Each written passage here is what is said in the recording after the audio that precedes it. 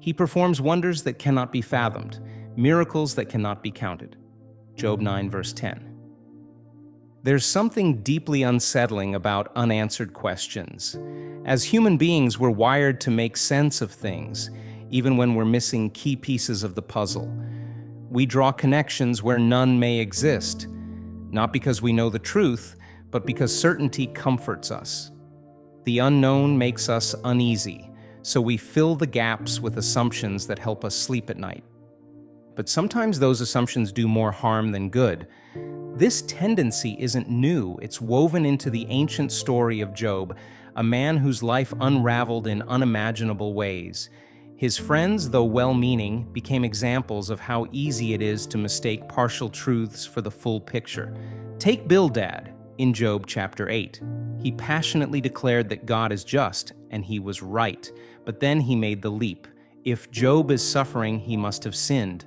In Bildad's framework, suffering was punishment, plain and simple. His logic was tidy, but it was also wrong. Job didn't accept that conclusion. He also believed in God's justice, in his wisdom and power. Yet in Job chapter 9, we meet a man courageous enough to say, "I don't understand." Job wasn't doubting God's goodness. He was rejecting a simplistic explanation for a complicated reality. He saw that God was beyond human comprehension, bigger than human systems, and sometimes silent. Job wasn't just enduring physical loss. He was wrestling with spiritual confusion. He wanted to understand. He cried out for a chance to plead his case before the Almighty. In his own words, and this is from Job chapter 9, verse 33, "If only there were someone to mediate between us, someone to bring us together, someone to lay a hand on both God and me." He was longing for a bridge between heaven and earth, a divine mediator who could make sense of the silence, someone who could bring peace in the chaos. And eventually, God did respond, but not with the explanation Job had hoped for. Instead, God answered with questions of his own, reminding Job just how small humanity is compared to the one who shaped the cosmos. He pointed to creation itself, saying things like, this is from Job chapter 38, "Where were you when I laid the earth's foundation? Tell me, if you understand." And again in chapter 41, referring to the Leviathan, "Can you catch Leviathan with a hook or tie down its tongue with a rope?" God didn't explain Job's suffering. He revealed his majesty. And Job, overwhelmed, no longer demanded answers.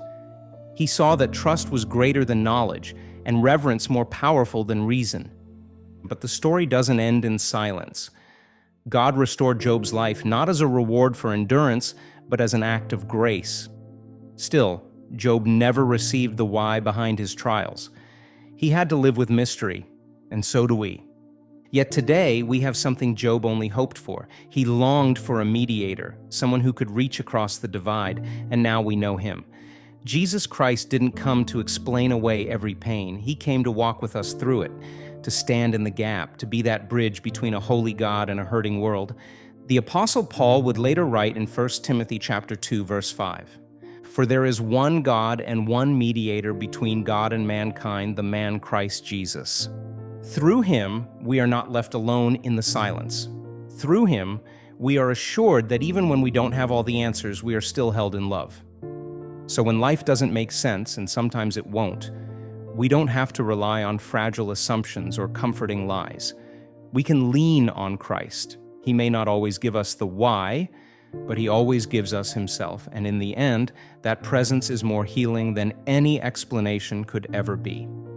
If someone you know is struggling, confused, hurting, asking hard questions, how are you showing up for them?